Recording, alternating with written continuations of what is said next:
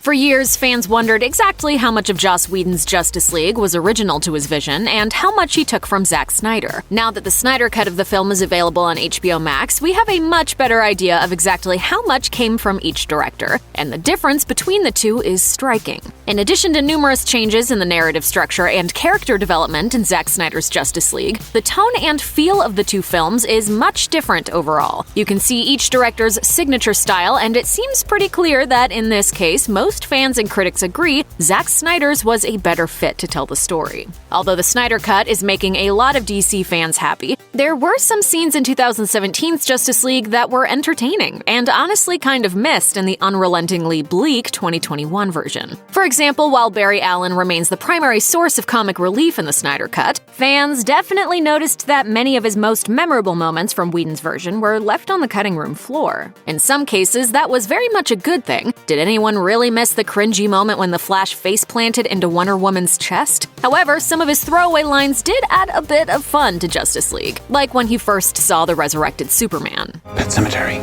The reference to Stephen King's classic novel didn't need much more than a name drop, because anyone who's read it or seen the movie adaptations knows it makes it very clear that when you bring things back from the dead, sometimes they come back wrong. Sometimes that is better. Barry's reference, while not exactly helpful in the moment, was both apt and amusing. There are so many stark differences between the Whedon cut and the Snyder cut that it's hard to keep track of them, but the ones that significantly change the personality of the characters are pretty hard to miss. One of these personality tweaks was on display when the superheroes headed into the tunnels. In the Snyder cut, the Flash leaves a lot of his dorkiness behind and shows himself to be a more confident fighter. In Whedon's Justice League, he has a panicky moment when he confesses to Batman that he's not ready to fight Steppenwolf. Here's the thing.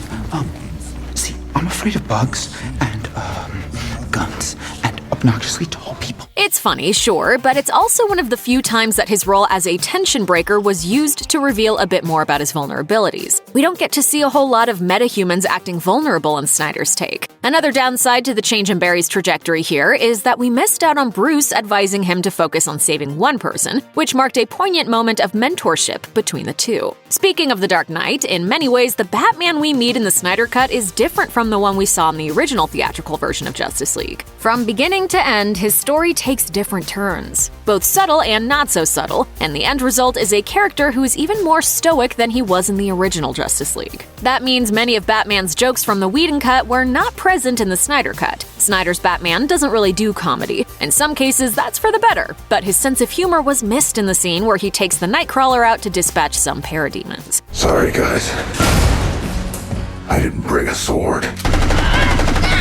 Of all the members of the Justice League, Aquaman definitely casts the most intimidating shadow. That's why the moment in the Whedon cut when he's accidentally touching Wonder Woman's infamous lasso of truth and begins to confess that he's afraid of dying was especially funny. Momoa pulled the moment off with gusto too, switching quickly from soft and mushy to grumpy and threatening after he handed the lasso back to Diana. You say a word about this, you'll meet every piranha I know. So it's a bit regrettable that this moment didn't make it into the Snyder Cut, though that's likely because the director stuck to a hard rule about removing all traces of the Whedon-esque. Luckily, we got to see plenty of Aquaman in the Snyder Cut, so it more than made up for this missing moment. And finally, if anything highlights the difference between the two directors' styles perfectly, it's the difference between those two epilogue scenes. Arguably, one of the more lighthearted highlights from Joss Whedon's Justice League was the post-credit scene that saw Barry Allen and Clark Kent preparing for a friendly race to the Pacific coast. Does it add anything to the overall story? No, not really, but it does give us a chance to see these two characters banter and bond. It's not like a macho measuring thing.